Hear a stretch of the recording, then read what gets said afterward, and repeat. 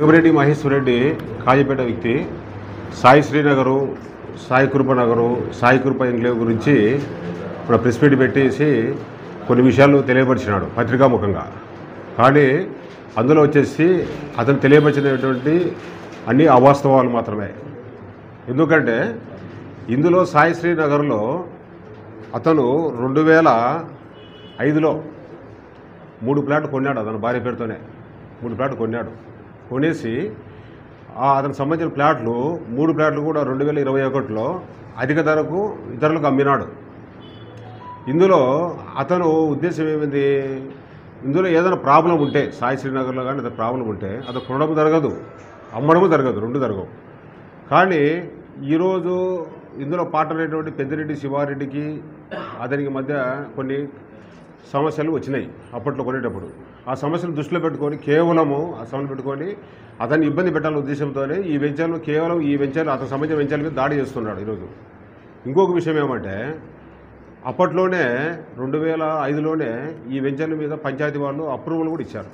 పంచాయతీ వాళ్ళు nominal amount కట్టించుకున్నారు. అప్పట్లో కట్టించుకొని దానికి సంబంధించినట్టు పంచాయతీ కార్యదర్శి అప్పుడు ఎవరైతే ఉన్నారో అప్పుడు ఒక లెటర్ ఇచ్చాడు, అఫీషియల్గా ఒక లెటర్ ఇచ్చారు. ఈ వెంచర్ల మీద ఈ సోన్సో వెంచర్లు సోన్సో సర్వే నెంబర్లలో ఈ వెంచర్లు ఉన్నాయి, దీనికి సంబంధించి అప్రూవల్గా అప్లై చేశారు పెద్దిరెడ్డి శివారెడ్డి గారు, ఇది అప్రూవల్ ఆమోదించబడినది అనేసి ఒక మీటింగ్లో పెట్టుకుని ఆమోదించి ఒక లెటర్ కూడా ఇచ్చినారు అప్పట్లోనే 2005లో.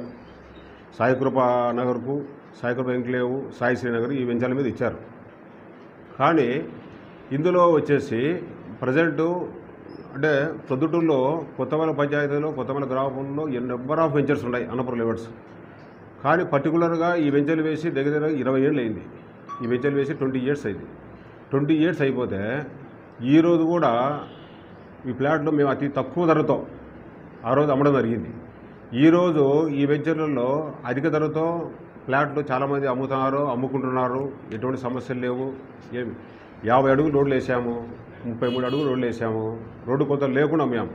అప్పట్లో రోడ్డు కొత్త లేకుండా అమ్మాము దానికి ప్రజలు కూడా. ఎటువంటి ప్రాబ్లం లేని ఈ వెంచర్ల మీద దృష్టిలో పెట్టుకొని కేవలం అతను పెద్దిరెడ్డి శివారెడ్డి మీద ఉండే కక్షతోనే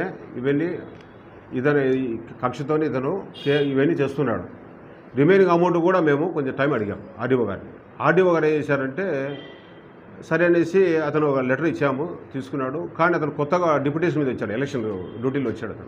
వచ్చేసి అతను వచ్చిన తర్వాత అతను ఆ బిజీలో అతను ఒక డెసిషన్ తీసుకోలేదు. అతను వెళ్ళిపోయాడు.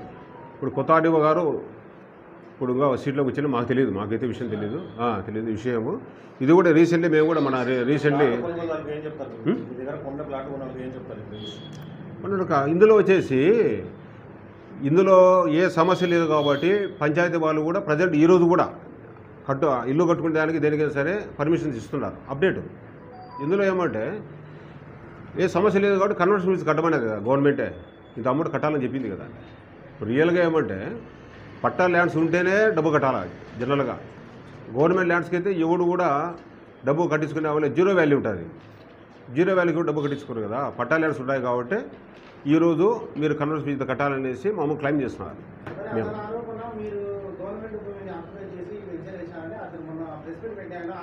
అవును, నేను చెప్పేది అదే. ఇప్పుడు ఎవరు మేమనలేదు కదా ఆక్రమించారు కాదు. ఇది వచ్చేసి కన్వర్షన్ ఆఫ్ ల్యాండ్ ఎప్పుడు కడతాము, పట్టా ల్యాండ్ అయితేనే కడతారు. ఇప్పుడు కన్వర్షన్ ల్యాండ్ డబ్బు కట్టమని మాకు వచ్చింది కదా నోటీసులు, మేము కడుతున్నాం కదా. ఇప్పుడు గవర్నమెంట్ ల్యాండ్ ఉంటే కట్టమని చెప్పరు, గవర్నమెంట్ కూడా ఇవ్వదు, నోటీస్ ఇవ్వదు. ఇప్పుడు మేము అఫీషియల్గా వాళ్ళు ఇచ్చిన నోటీస్ ప్రకారం వాళ్ళు ఇచ్చిన సర్వే ప్రకారం డబ్బు కడతాను. మళ్ళీ గవర్నమెంట్ ల్యాండ్ ఎక్కడి నుంచి వస్తుంది? అప్పుడు తప్పు కూడా చేయలేదు. అవేర్నెస్ లేకుండా అప్రూవల్స్ వచ్చేసి పంచాయతీ కూడా అప్రూవల్ ఇచ్చినాడు. మాకు పంచాయతీ కూడా డబ్బు గడుచుకున్నాడు మాతో అప్పట్లో. అంటే పంచాయతీ గవర్నమెంట్ సంబంధించిందే కదా, పంచాయతీ గవర్నమెంట్ సంబంధించిందే, రిజిస్ట్రేషన్ ఆఫీస్ గవర్నమెంట్ సంబంధించిందే. ఇప్పుడు ఎక్కడైనా ఒక రియల్గా ఏమంటే ఇప్పుడు కొంతమంది జనరల్గా ప్రోగ్రామ్స్ పెడుతుంటాము, అవేర్నెస్ ప్రోగ్రామ్స్ పెడుతుంటాము. అట్లా తెలియనప్పుడు మాకు తెలియపరిస్తే మేము అప్పట్లోనే 50 ఫీట్ రోడ్స్ వేసినాం, 33 ఫీట్ రోడ్స్ వేసినాం, అన్ని ఫ్రీ రోడ్స్ వేసినాం.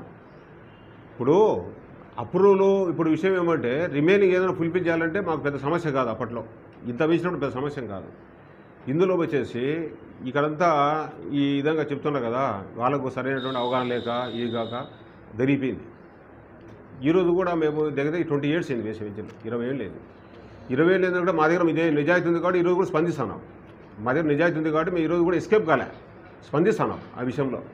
మీ దగ్గర పత్రికాముఖంగా వచ్చేసి తెలియపరుస్తున్నాం. చిన్న